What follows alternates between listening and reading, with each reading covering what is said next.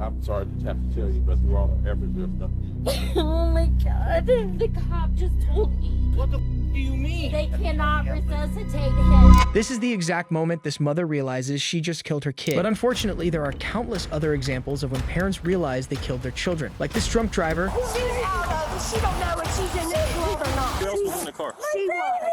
The baby that's in the back, lifeless. And later, you will see the moment when cops realize this mother is actually the killer. We want to make sure that he's safe and know where he is. Who's the friend that you left him? I left him with another lady. I don't have her information. Got some blood drops on your shoes. Yeah. But first, let's take a look at the devastating case of Chasity Bliss. On October 16, 2023, a 43-year-old woman named Chasity was traveling with two of her daughters in the back seat when she suddenly lost control of the vehicle. As the officer arrived at the scene to tend to the crash, he was met with a horrifying scene. She's out of it. She don't know if she's in this world or not. She was driving. She didn't even know she wrecked. She went airborne. I seen her. Who else was in the car? She was. Okay. The baby that's in the back, lifeless. Okay. Get out of my car, Chelsea. Who is that? That's my fucking car. My kid's in there. My kid's in there. Where's my other one? She's in the ambulance. No, my other one. Right here in my hands. You don't even know where your kids are. You're going to jail. Am I going to jail? You're going to jail because you don't know if you're in this earth or not, Chastity. Come here. Come on, baby. No, that baby. You leave her alone. Oh my gosh, she's not breathing. Let's take a seat. She's not breathing. What the hell? No, baby. Let me come here. Let's go take a seat, okay? Neither of her daughters were breathing when they were taken out of the car, and sadly, they were pronounced dead on the way to the hospital. As for Chasity, she had gotten herself in deep trouble. So where were you coming from today then? Right now, before the crash? Where do yours come from? When you were driving on the road, where did you leave from? The house. You left your house? Yeah. Where were you going? The Christie's and I'm going to the store. Christie's and in the store? Yeah. Okay. Okay. What happened with the crash? Do you remember it at all? I turned my head and looked at the girls to talk to them because they were fighting, and I just turned my head. Okay. All right. So you haven't used meth since yesterday then? Right. Right. I took my sleeping pill last night. Took your sleeping pill last night? Yes, I take it every night. Everybody. All right. Well, I'm going to run you through a few field sobriety tests here. Okay. The officer suspects that Chasity is high on illicit drugs, which would make this a case of DUI. And given that both her daughters passed away after the accident, Chasity could be charged with vehicular manslaughter, potentially landing her jail time if convicted. Test. What you're going to do here is you're going to have your feet side by side like you already have them. You're going to have your hands straight down to your side. Okay. From there, you're going to look up at the sky with your eyes closed. I'm going to fall over later than that. Okay. Well, I'll catch you if you fall over here, okay? Like I said, with your head back, you don't have to do it yet. I'm going to explain everything to you, then I want you to do it, all right? So, with your hands down to your side, you're going to maintain that straight stance there. You're going to lift your head up so you're looking at the clouds. You're going to close your eyes, all right? With your head back and your eyes closed, you're going to quietly to yourself estimate the passage of 30 seconds, okay? When you think 30 seconds has passed, you're going to drop your head and tell me to stop timing you, okay? Do you have any questions about any of that? All right, like I said, just like this, hands straight down to your side, head up, eyes closed. When I tell you to start, that's when you're going to estimate the passage of 30 seconds, okay? Go ahead and get in the position. I'll tell you to start in just a second. You gotta have your eyes closed. Start now.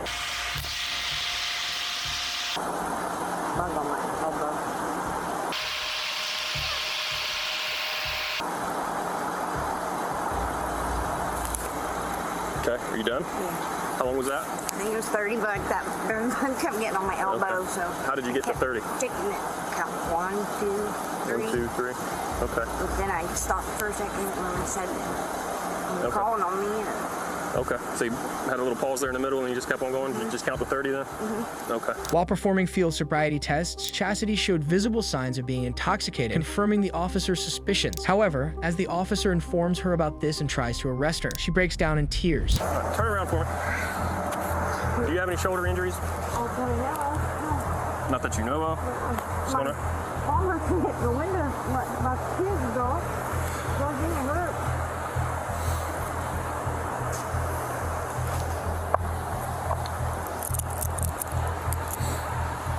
Actually, face me this way.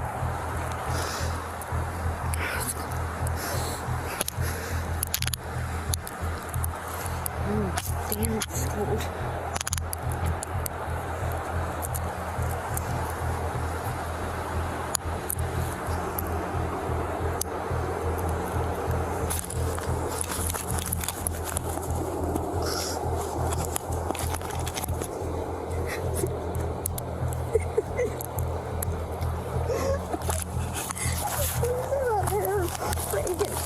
Listen, right now you're under arrest for OVI, okay?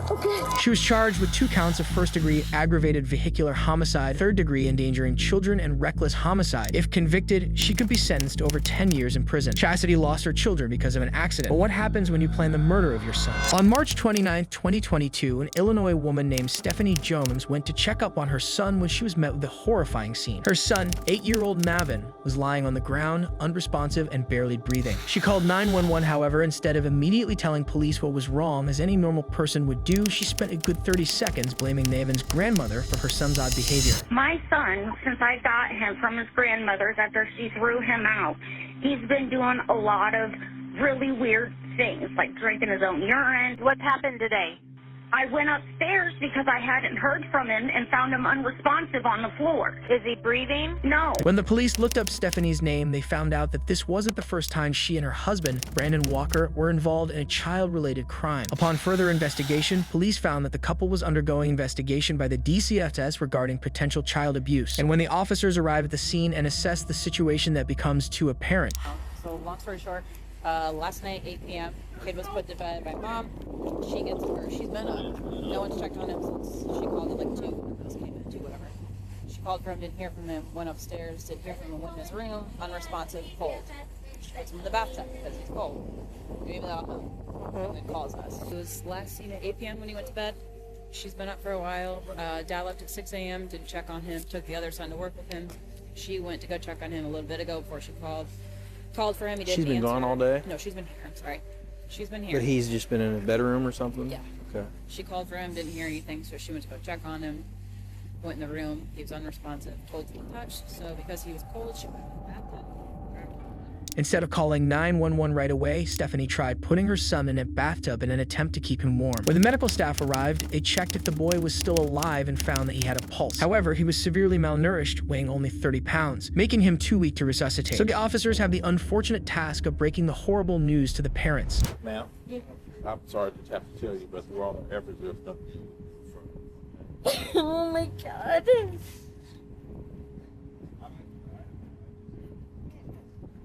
Do you guys have time? Just call them. The cop just told me. What the do you mean? They cannot resuscitate him. That's what the I mean.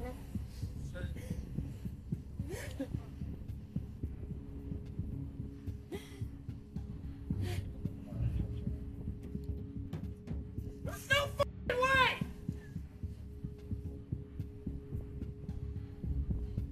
There's no fucking way!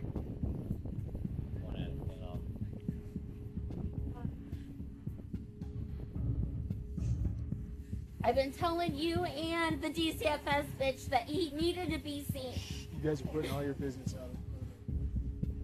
That his behavior was not normal. That seems like a normal reaction of someone who just lost their child. However, as the officers dug a little deeper, they found out exactly who was responsible for Navin's death. Navin's door had no knob and was tied shut using a rope. His room only had a mattress with no sheets or blankets to keep him warm, and there was even a sign on the door for Navin's brother telling him not to feed him. His brother also told the police that Navin was often trapped in the basement for several days with barely any food. Both parents were swiftly arrested by the police and taken back to the station, where they were both charged with 6 counts of first-degree murder. Stephanie pleaded guilty to the charges and was sentenced to 100 years in prison, while Brandon was sentenced to life in prison after a jury found him guilty. These parents got a well-deserved punishment for murdering their son. But what happens when someone murders 3 of their children? On June 15, 2023, Ohio police received several disturbing phone calls regarding 37-year-old Chad Doerman, who had shot and killed his 3 sons. Can you tell how many people have been shot? I think 2 children. Okay. All right. I need. What was that your I've seen? name, sir? There's a girl running down the street saying that her her stepfather is killing everyone in her family. And what did the female say to you? And she says that her stepfather is killing everybody in her house. I did. I'm on the phone with them right now. Did she say how or what was happening? I asked her to get in the car with me, and she said she couldn't leave her family. When the officers arrived at the scene, they found Chad on his front porch staring at his wife as she desperately tried to resuscitate her dead sons. Doerman, Chad Doerman. I know, but we can't. If people need first aid and he's not complying, and you know he's a shooter, shoot him. We gotta find cover first. We ain't no good if we ain't safe ourselves.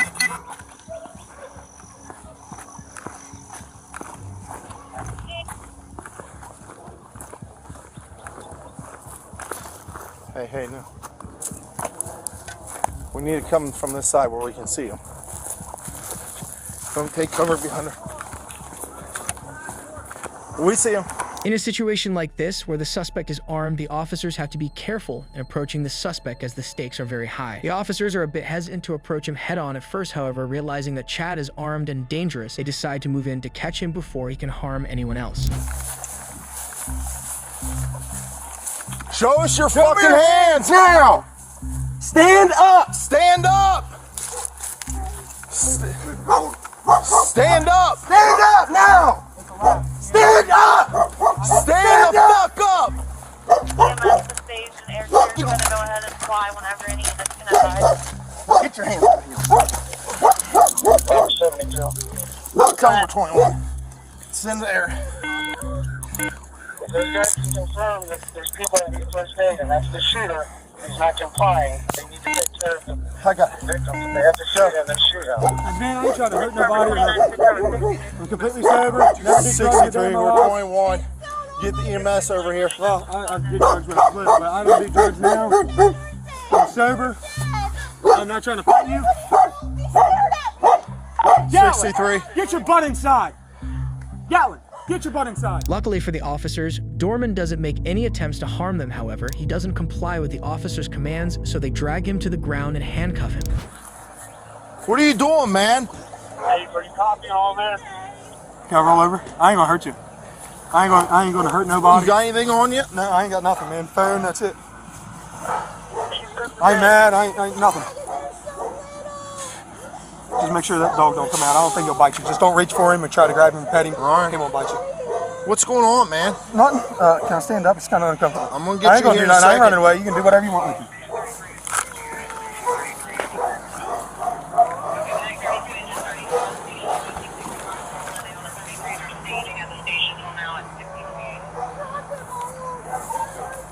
Doerman tells the officers, "I ain't gonna hurt nobody," which is ironic considering he just murdered his 3 sons. Needless to say, the officers have no sympathy for Doerman as he's being taken away. Can you get the wallet out of my back pocket? Shut up, dude. You had to ride the main side with the fucking user. Yes, sir. Let's call him on the mouse right now.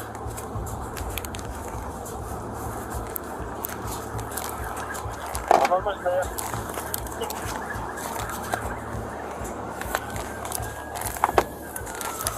Doerman was charged with 9 counts of aggravated murder, 4 counts of felonious assault, and 8 counts of kidnapping. He was sentenced to life in prison without the possibility of parole. Chad surrendered to the police for his crimes, but what happens when the parent starts playing dumb with the police after murdering their child? On March 27, 2024, Washington police responded to a call regarding a missing child. The child was identified as 4-year-old Ariel Garcia and was last known to be with his mother, Janet Garcia. 3 hours after the missing person report was issued, sheriff's deputies from the Clark County Sheriff's Office tracked Janet down near a rehabilitation center to question her about her son's whereabouts. You got some blood drops on your shoes. Yeah. So my son fell this morning earlier. Oh no. Yeah, so, but I was able to take him to the doctors and everything was okay. I took him with another lady so she can watch him for me because I wasn't staying at home. I had problems going on with my parents and they didn't let me in the house. So I was staying with another lady. She was super sweet. That's where my son fell. And then, but we left, so I was like, okay, you know. So I went to another lady's house and I told her if she could watch him for me. I wanted to come get, you know, I wanted to fully recover. I'm an alcoholic, so I was like, if you can watch him for me for 12 months, that'd be amazing because I'm not talking to my mom, and she's the one that has like just like a notarized paper saying that she has legal custody of them, but I have legal custody of them. She's not letting me see my older son, so. Well, we want to make sure that he's safe and know where he is. Who's the friend that you left him with? I left him with another lady. I don't have her information.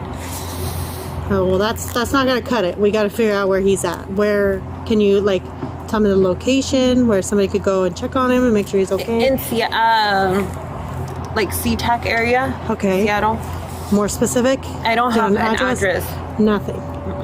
Who's the friend? How do you know the person how did you pick the person? She's a longtime friend that I know. Okay, what's her name? Alika. That's all I know. Alika Bone. Alika Bone? Mm-hmm. Okay. And you've known her or anything? Okay. But you've known her for a long time? So how did you reach out to her? So I reached out to her because I needed help. How did you reach out to her? I found her number on my old Facebook, but I no longer have a Facebook. So you drove him from the first house you were at to her house? Or the doctor first? Mm-hmm. What doctor did you take him to? Swedish, and that's it. Swedish where? Or I think it's Providence, actually. Providence in Everett. In Everett? Providence? So how do we find Alika? I don't know. Can you describe to me how you got there from Providence? So I just drove from there to Seattle, and then that's it. You drove from Providence to Seattle to Alika's house? Yes. Okay. Did you drive on the freeway or? Mm-hmm. Okay. How long did it take you to get there? Like 2 hours. 2 hours. And what car were you driving? My car. So just like 1 hour or so. And what kind of car do you have? I have a Nissan. Okay. Where's that car now? I don't have it with me. Janet tells the deputies that she left her son with a longtime friend, but struggles to remember her friend's name and address. She also struggled to remember which hospital she took her son to. All this doesn't sit well with the deputy, so she presses Janet for some more answers. You have a longtime friend that you reach out to leave your son with, who you obviously care about very much. I love him with all my heart. Yes, and you're expressing how upset you are about what's going on between you and your mom and the custody of him and your older son. I think that's horrible. So I know that you're not going to go leave your son with somebody and you don't know where he is. Yeah, no. So you do know where he is? No, I know where he is. I know where he's at. Tell me where he's at. I don't have the address for him. Okay, how can we find the address for him? I don't know. Did you put it in your phone? No. To get there? After a frustrating back and forth that goes on for several minutes, Janet finally magically recalls her supposed friend's address. When he fell, where'd he get hurt? Just on his head, but he fell on the ground and he hurt himself. Heads are the worst. Yeah. I'm just trying to find, so I don't know if this is the right one. After getting the address, the deputy asks Janet to sit in the squad car until the whereabouts of her son are located. So if you guys don't locate my son, what's gonna happen? That's what we're working on at the moment. Why do you think they won't be able to locate him? I mean, if you got the address to where he can be. Because I don't know, I'm just saying if you guys are not able to find him, what can happen? What it's looking like right now is that we're gonna need to stay with you until we find him, because it sounds like you said you know where he is, you know where you left him. Right. So it shouldn't be an issue, right? Should be able to locate him. Okay, so that's what we just need to stay with you until we locate him. Okay. I have another favor though to ask. Yes. Because it's raining and it's cold and I'm shivering. And we're going to be with you, I think, for a little bit. Are you listening to me? Yeah. We're going to be with you for a little bit. Would you mind? We have a precinct right up the road. It's comfortable and dry that we can all sit in so we can chat. So we're all out of the rain. Would that be okay? Where is it? It's just right down by the fairgrounds. Yeah. Okay. Just on 179. Yeah. And then we can give you a ride back and all of that if that's okay. Can I get a coffee from here before we go? We got coffee there. We have coffee? Really? Yeah. Okay. Oh, yeah, we got coffee. We can give you coffee. Can you grab that seatbelt around? The deputies drive the suspect back to the sheriff's department for further questioning. Cool. Sorry, I was limiting the call. Still here, good. I'm just going to shut the door and walk. Oh, okay. Go grab some.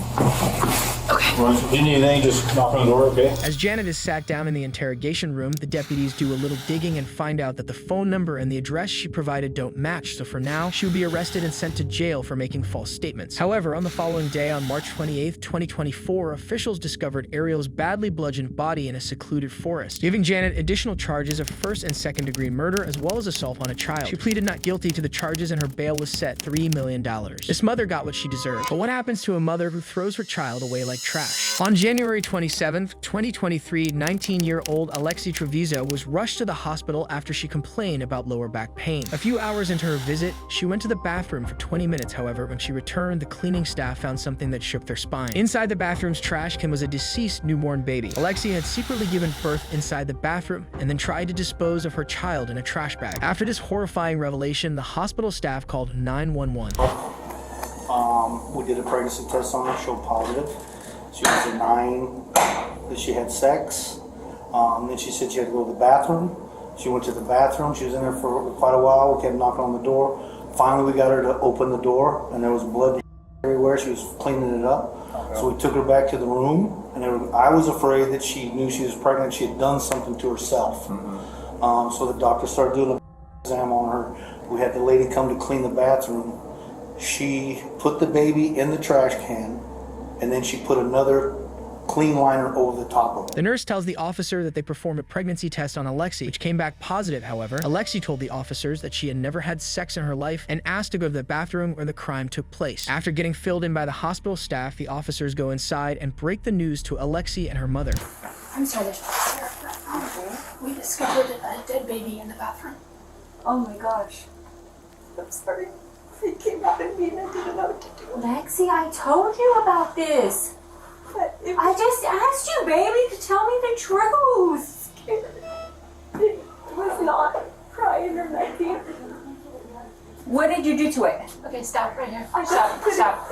Number one priority, guys. Number one priority is she just had a baby. I don't know if she's delivered the placenta. She's bleeding significantly. Yeah. I've spoken to the obstetrician at Loveless. They want her up there as soon as possible. Okay. I need your permission to transfer her for medicals. She's 19. Oh, you're right. But she is a student too. She's still 19 years you're old. right. You're right. She needs to. I'm sorry, I forgot she's 19. You need to make sure that you're safe. I need to send you to Loveless to labor and delivery. Will you please agree to that? Yes. Okay, great. I'm gonna work on that. In terms, I'm sorry about this, but in terms of delivering a baby and it looked like you tried to hide it, we do have to have the police involved. And nothing was crying. It came out with nothing. I know. But the baby's gonna have to be taken for autopsy and there'll be an investigator and everything. As soon as she's confronted, Alexie confesses to the crime and starts apologizing to her mother. But in an attempt to downplay her actions, she tells the officers that the baby wasn't crying. However, even if what she's saying is true, you can't just dispose of a newborn in the trash if it is stillborn. She should have notified the hospital staff ASAP. Nonetheless, she has turned this into a criminal investigation and detectives have to be called in. Where did you put the baby at? Tell me the truth. In there. 517. That came out of the toilet bag? You put it in the bag? Yes. Yeah. In what bag? Why did you say anything to us? Do you want to get in trouble for this now? You could get in trouble for this, baby. Mom, alright, just give it time, okay?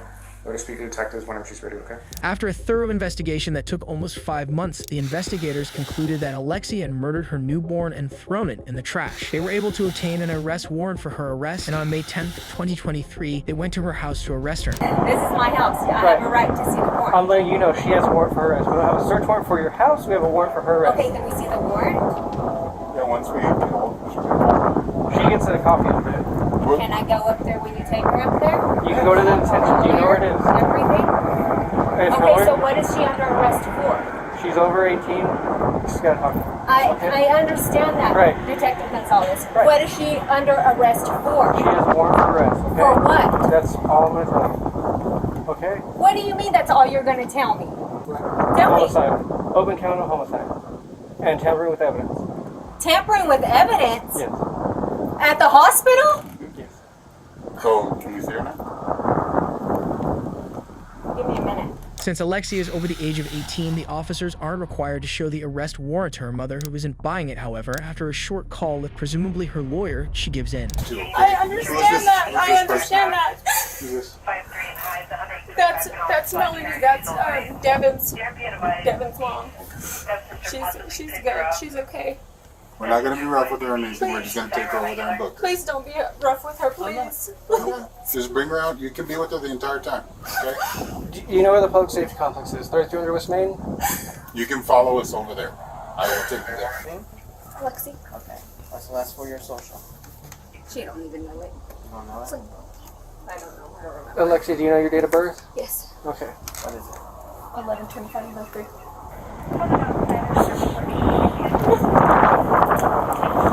We're Tampa. I'll be headed your way shortly.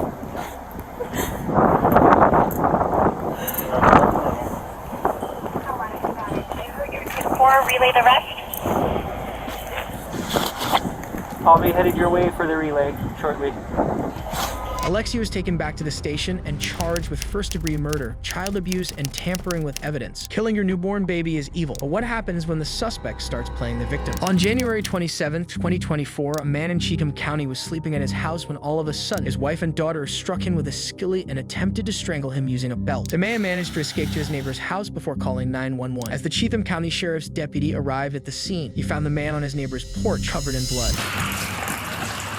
What's going on, man? You all right? I've had better days. Got blood all over, yeah. Where's there's supposed to be a knife or something. Is there a knife anywhere? That's my house over there. I announced to my wife last night I want a divorce. And 20, 30 minutes ago, my wife and daughter, a frying pan and a knife. Okay. And I got a couple blows and So she has a knife in the frying pan? Yes, sir. Across the street? Yes, sir. Okay. All right, hang tight. I got EMS coming, okay? Huh? Where you get hit at? You got a cut and you're, okay. After calling in the EMS, the deputy walked toward the man's house to interrogate his wife and daughter. However, as he arrived, he was shocked by what he saw. Hello, Sheriff's Office.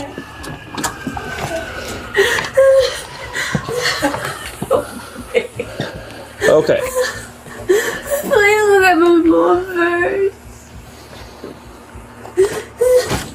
928 Central. Tell EMS I got 2 more victims in here.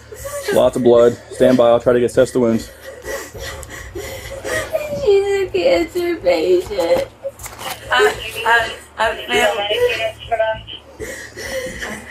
Affirmative. We got 3 victims so far. The deputy found the man's wife and daughter, 62-year-old Pam and 29-year-old Kelly Davis, crying on the floor, also covered in blood. It was down the hall. Okay, as long as I'm not going to get stabbed while I'm trying to help you guys. Okay. All right. All right. Are you hurt anywhere besides just right here? Yeah. Where are you hurt else besides there? In my stomach and my back. Okay. Is this just your arm, ma'am, right here? That and this, and then when I went down the stairs, he threw me, and then I hit the ammo, a bucket of stuff, and hit your head? I twisted through here, and I've had. She had brain surgery. Okay, I understand you're hurt and it's chaotic. Just try to relax. Let me try to get her first, okay? It's just an open cut you have right here. Is this it? I have that one, this one, and then somewhere up here I hit my head and it cut. Okay, how old are you? I'm 62. 928. Second victim is going to be a 62-year-old female. I'd say about 150 pounds. Deep laceration in the left arm. Right arm and head. After assessing the situation, the Cheatham County Sheriff's Office launched an investigation into the incident, which concluded that the wounds on Pam and Kelly Davis were self-inflicted and fictitious. Both of them were arrested and charged with attempted murder.